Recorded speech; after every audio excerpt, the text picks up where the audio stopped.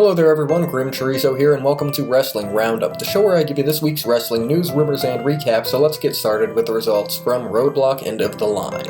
On the pre-show, Rusev defeated Big Cass by countouts. Cesaro and Sheamus defeated The New Day to win the Raw Tag Team titles and end The New Day's lengthy title reign. Sami Zayn survived against Braun Strowman for 10 minutes, so I guess he won.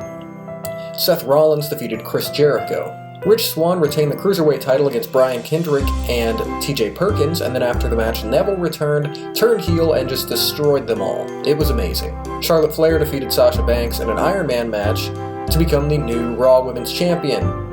Hot potato. And in the main event, Kevin Owens retained the Universal title against Roman Reigns due to a disqualification. Chris Jericho codebreakered Kevin Owens, letting Owens keep the title.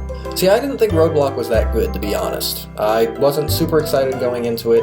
I liked that the tag team title match. I liked that New Day lost the titles to Cesaro and Sheamus.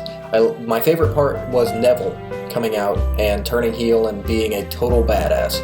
But other than that, most of the matches weren't that great to me.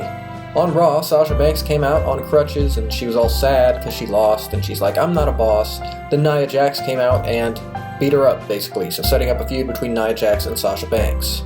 Bayley defeated Charlotte Flair, the new women's champion, so seemingly we're going to have Charlotte versus Bayley as our next women's title feud on Raw.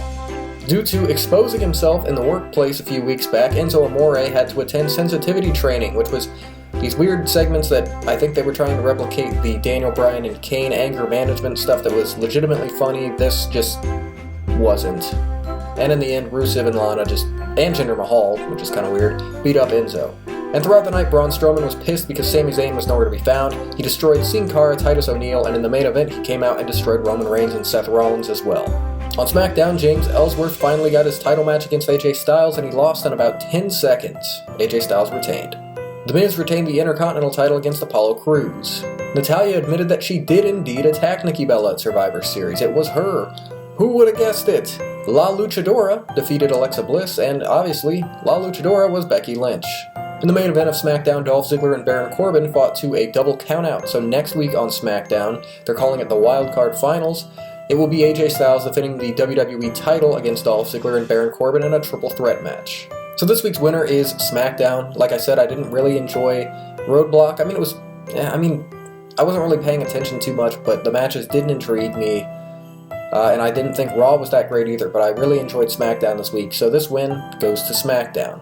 Also on NXT, Bobby Roode won a Fatal 4-Way match against Cien Almas, Ty Dillinger, and Roderick Strong to become the #1 contender for the NXT title.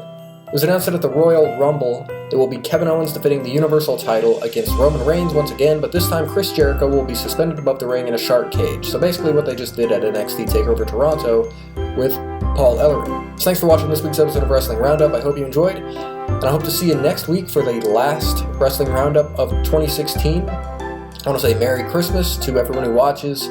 Have a great holiday time with friends and family, and yeah, thank you for watching, and I'll see you next week.